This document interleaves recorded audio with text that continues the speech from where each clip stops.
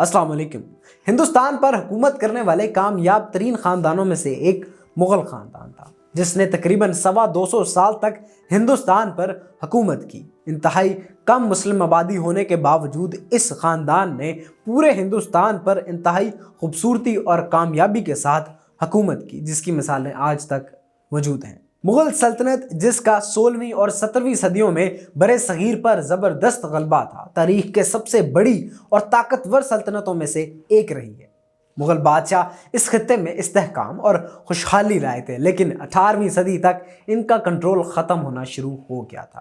اس زوال کی ایک وجہ سلطنت کے اندر بڑھتی ہوئی اندرونی تقسیم تھی، جس کی وجہ سے حریف گروہوں نے مرکزی حکومت کو چیلنج کرنا شروع کر دیا تھا اور آہستہ آہستہ مغلوں کا حکومت پر کنٹرول برقرار رکھنا مشکل ہو گیا تھا۔ یورپی تاجر اس خطے میں اپنی تجارت اور اثر و رسوخ کو بڑھا رہے تھے، جس کی وجہ سے مغلیہ سلطنت پہلے سے ہی کمزور ہو چکی تھی۔ مغل بادشاہت برطانوی، فرانسیسی اور ڈچ تاجروں اور ان کی طاقتور بحری افواج کا مقابلہ کرنے سے قاصر تھے، جس کا ان کی تجارت اور معیشت پر خاصا اثر پڑا۔ ان چیلنجوں کے باوجود مغل سلطنت تکنیکی طور پر 1858 تک قائم رہی، لیکن حقیقت میں سلطنت 1750 تک زوال کا شکار ہو چکی تھی۔ داخلی تنازعات اور بیرونی دباؤ کی وجہ سے مغلوں کی طاقت بہت کم ہو چکی تھی اور برِ صغیر کی طاقتور شاہی ریاستیں اور امیر بندرگاہ والے شہر تیزی سے مسائل سے دوچار ہوتے جا رہے تھے۔ مغل خاندان ایک طاقتور مسلم حکمران تھا جو بنیادی طور پر ہندوؤں پر مشتمل آبادی پر حکومت کرتا تھا۔ انہوں نے 1526 سے لے کر 1750 تک یعنی 224 برس جنوبی ایشیا کے بیشتر حصوں پر اپنا تسلط برقرار رکھا تھا۔ اس کے باوجود مغل دور حکومت میں مسلمان آبادی کا صرف 15% تھے۔ اس کے باوجود مغلوں نے خطے میں موجود مختلف مذاہب کی رواداری کی پالیسی برقرار رکھی، جس سے کاروبار، سرمایہ کاری اور تجارت کی صورت میں استحکام اور خوشحالی آئی۔ مغلوں نے ہندوستان کے وسائل کو استعمال کیا اور اپنی سلطنت کی تعمیر کے لیے اس کی پیداواری صلاحیت کو تیار کیا اور بحرہ ہند میں امیر مسلم اکثریتی تجارتی نظام قائم کیا۔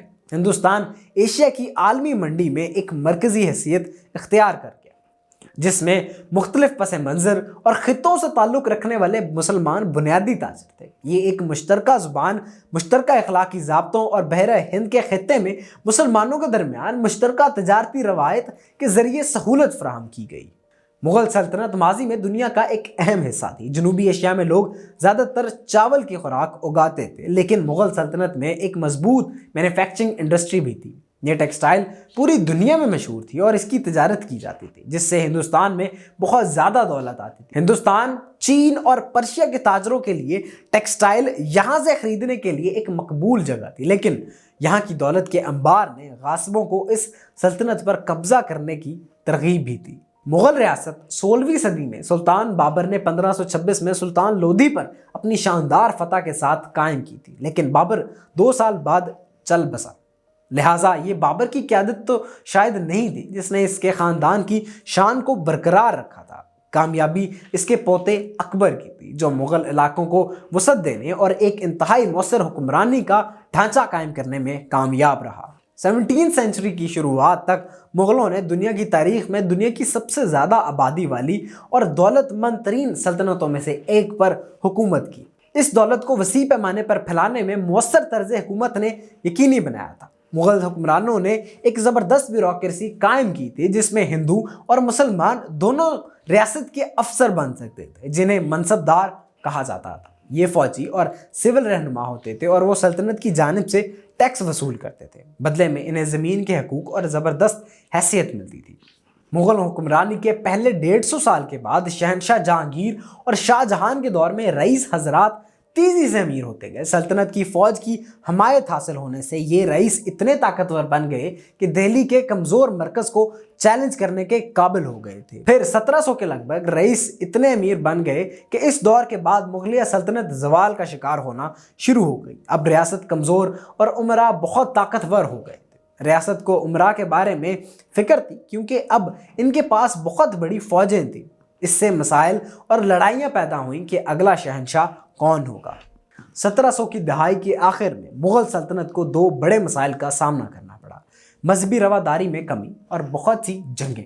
سلطنت پہلے پرامن اور مختلف مذاہب کے لیے ہم آہنگی رکھتی تھی، لیکن اورنگزیب شہنشاہ 1658 میں اقتدار میں آیا اور اپنے مذہب اور فوج کے بارے میں بہت سخت پالیسیاں اختیار کی۔ اس نے اپنی حکومت کا زیادہ تر حصہ جنگ کرنے اور لوگوں کو سزا دینے میں گزارا۔ اس کی وجہ سے بہت سی اموات ہوئی جنگ میں اور دیگر وجوہات سے، جیسے کہ بھوک، بیماری اور پانی کی کمی بھی۔ اس دوران لاکھوں لوگ مارے گئے۔ مغل خاندان 18ویں صدی میں متعدد عوامل کی وجہ سے زوال پذیر ہوا۔ اس کی ایک اہم وجہ مرکزی حکومت کی بڑھتی ہوئی کمزوری اور عدم استحکام تھا، جس کے نتیجے میں کمزور قیادت اور اقتدار نے مختلف دھڑوں کے درمیان سیاسی کشمکش کی۔ ایک ہی وقت میں سلطنت کو پڑوسی ریاستوں سے بیرونی خطرات کا سامنا تھا، ساتھ ہی یورپی نوبادیاتی طاقتوں کی بڑھتی ہوئی طاقت، خاص طور پر برطانوی ایسٹ انڈیا کمپنی، جس نے آہستہ آہستہ مغل علاقوں کے زیادہ سے زیادہ حصوں پر کنٹرول حاصل کر لیا۔ اس کے علاوہ مغل اس وقت کے بدلتے ہوئے معاشی اور سماجی حالات کے مطابق ڈھالنے سے قاصر تھے اور اقتدار پر اپنی گرفت برقرار نہ رکھ سکے، کیونکہ ہندوستان کی معیشت اور معاشرہ روایتی زرعی اور جاگیردانہ نظام سے ہٹنا شروع ہوا تھا۔ مغل ریاست کے آخری بادشاہ بہادر شاہ ظفر دوم کو برطانوی حکومت نے 1857 کی ہندوستانی بغاوت میں ملوث ہونے کے بعد جلا وطن کر دیا تھا۔ اس طرح کی مزید انفارمیٹیو اور ہسٹری بیسڈ ویڈیوز کے لیے ہمارے چینل کو سبسکرائب کریں، ویڈیوز کو لائک کریں۔ آپ کا شکریہ۔